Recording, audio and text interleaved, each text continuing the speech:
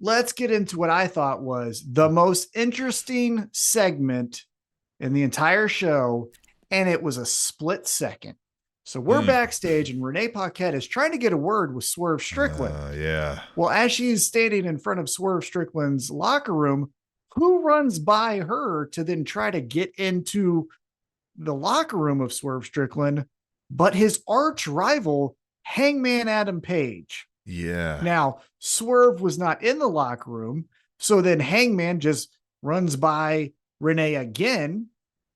We then, and by doing that, have Hangman and MJF come face to face. So let's take a pause right there.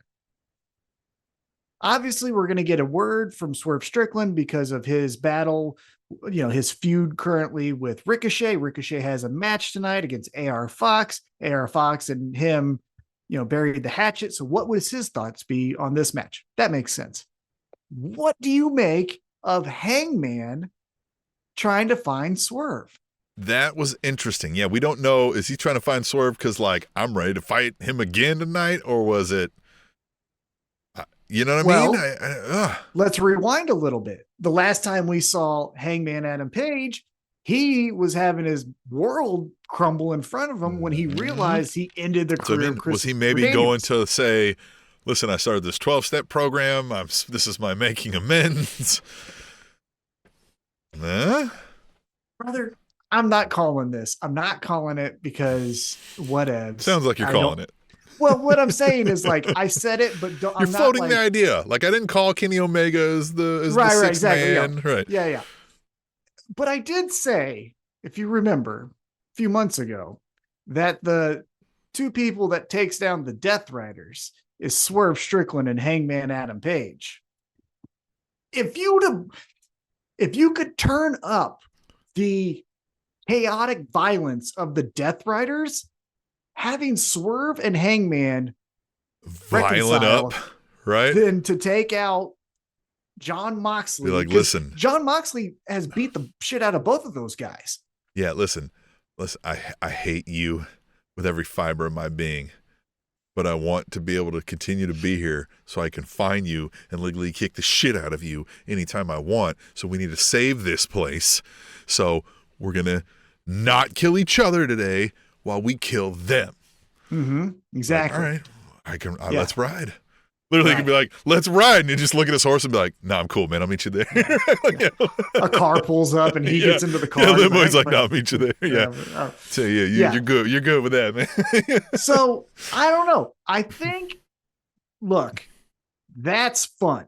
Now, the second part of this, before we move on, was this is now the second week in a row, I believe it is, that Hangman and MJF have had this awkward tension stare down. We're going to get at this at a later date kind of vibe. What do you make of that? So, Tom, I think, and I've got an article in the works, another article up for the EliteWrapup.com about this impending battle or feud maybe that I think is coming. And I think this may not be in exactly what you were after, but I think, remember when you were like, we need a new Ric Flair, Dusty Rhodes of the times, and your Dusty Rhodes was Eddie Kingston?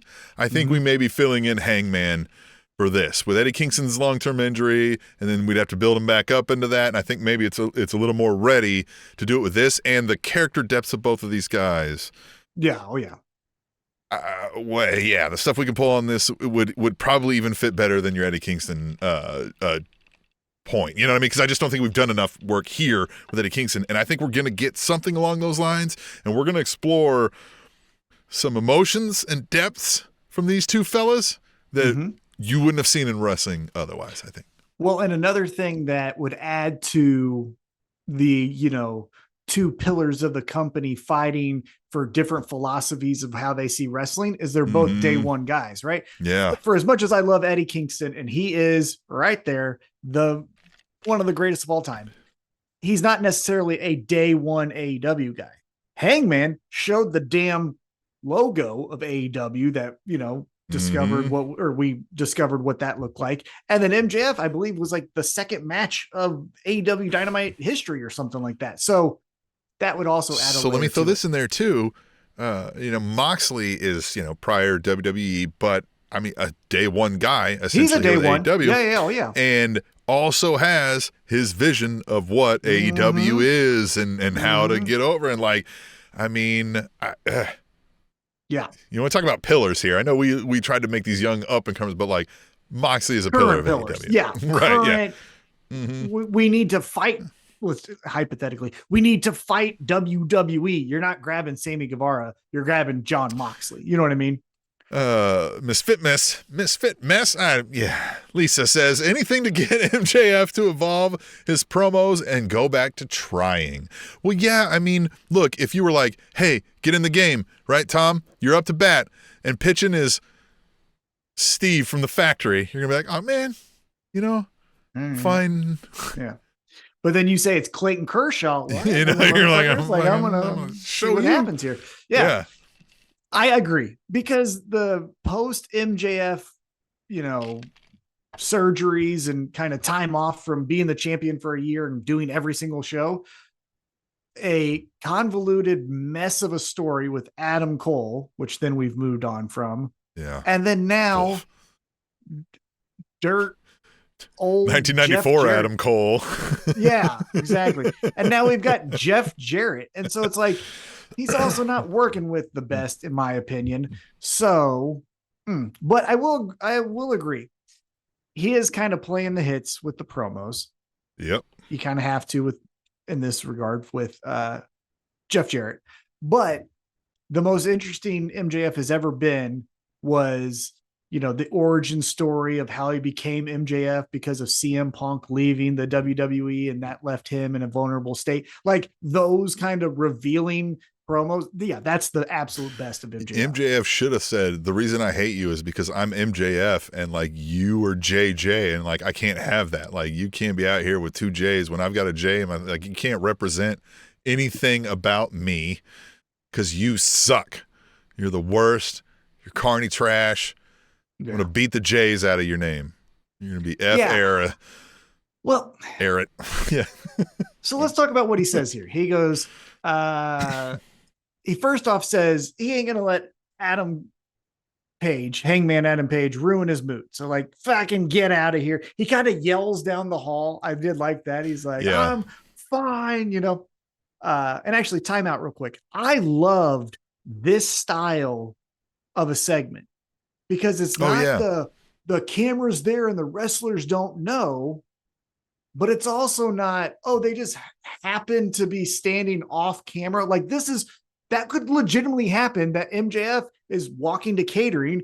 Hangman was looking for Swerve, and then they bump into each other. No, I loved it. But that Renee's felt very there. real. Yeah. And she's getting pissed off because she's like, somebody fucking talk to me. Right. She's trying to get a story. Yeah. And so, more of that. That was perfect. We're live, pal. Somebody's got to fucking talk. Right? Like, Well, it brought me to the point that you made of like, this is a traveling circus. They would be running into each other. Yes. Live events. Trust me, I was a live event coordinator. Everyone runs into everyone backstage. Like, how many times? I guarantee I don't even have to know this answer, Tom. How many times did you have to prevent somebody who was like, I can't wait till fucking Bill shows up. That motherfucker was talking about me online, and now what, motherfucker? And you're like, nope, you're gonna be over in this room. Yeah, and Bill's actually said to be in this room. Well, and here's the other fun one that I had to learn the hard way is teammates. You think MMA is an individual sport. And so, to a certain degree it is. So when you just put blue corner here, red corner here, and then you realize that red corner's best friend is in the blue corner locker room, and then that guy is talking shit to his opponent, and now you've got to stop this potential fight. Yeah. You got to do research. That's exactly like they could use all of that. Yeah. So all of that. I did like that. But now going back to what MJF said here, he goes, tonight, Jeff Jarrett, you fucked yourself, buddy, because you're going to go out there alone, because I could have helped you, but you're not going to get it. And you're facing the killer Claudio Castagnoli. Sucks to be you. Okay.